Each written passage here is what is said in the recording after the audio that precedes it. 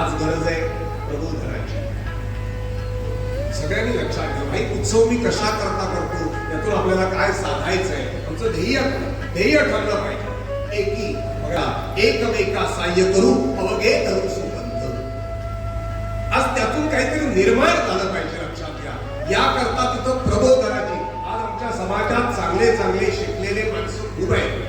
मला वाटतं आमच्या हिंदू धर्मातील प्रत्येक उत्सवात आज प्रबोधन नाही आणि त्याची गरज आहे. एक अर्ध्या तासाचं प्रबोधन घालोत्सवात, दुर्जोत्सवात, शिगमोत्सवात गरज आहे. जिथं 10 जण असतात, मंदिरात, कमिटीला, आम्हाला, श्रोत्यांना, किंबहुना आम्हाला सुद्धा गरज आहे प्रबोधनाची. हे जोपर्यंत होत नाही, लक्षात घ्या, तोपर्यंत माणूस सुधारू शकत नाही. नाहीतर काय होतं माहिती, उत्सव होतात, धावपळ होते, खर्च होतो, वेळ देतो, पण आम्हाला त्यातलं काहीही कळत नाही.